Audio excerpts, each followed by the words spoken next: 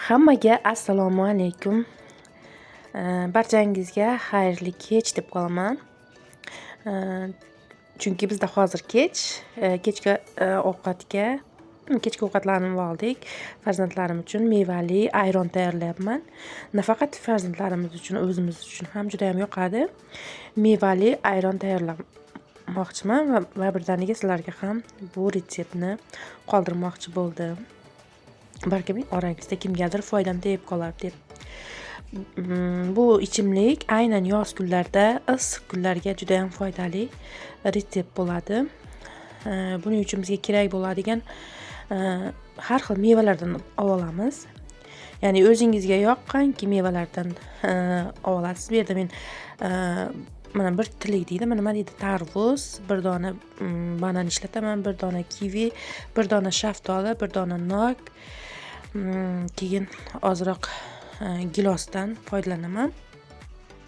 Birinchi bo'lib idishimizga tarvuzimizni xohlagan nimada shaklda to'g'rab olsangiz bo'ladi. Tarvuzimizni shunaqa shaklda to'g'rab oldim.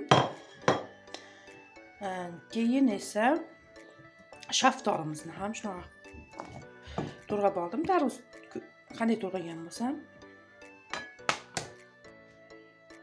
Endi nokimizni sovuramiz.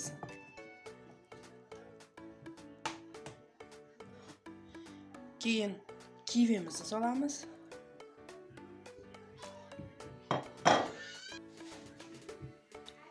Apelsin solamiz. Bananimizni ham solamiz.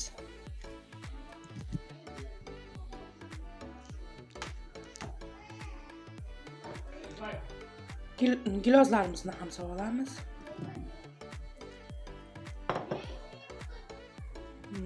Yalpiz sovuramiz.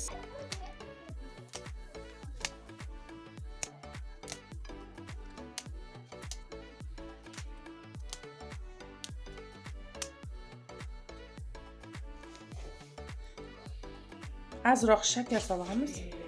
Endi shirinlik napitik bo'lgani uchun, ya'ni ichimlik bo'lgani uchun ozroq shakar solamiz. Ayronga baribir tuz solamiz. Bu shirinlik mevali bo'lgani uchun 2 qoshiq shakar solardim. Endi ozroq sut quyamiz. Где-то 1 krujka quyib oldim. Endi esa Sprite quyib olamiz. Sprite.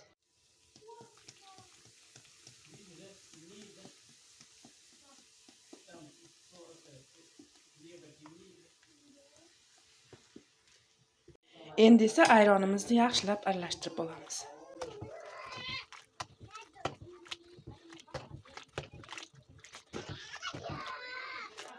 Aynan yoz kunlarida issiq havoda juda ham yaxshi o'tadi. Hammaga yoqadigan, ayniqsa yosh bolalarga juda ham yoqadigan retsept bo'ldi. Albatta tayyorlab ko'ring. Qolsa esimdan chiqibdi. Bunga muz ham sovuramiz.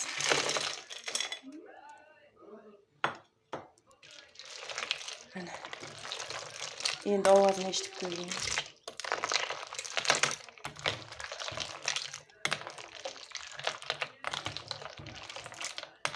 Albatta tayyorlab ko'ring.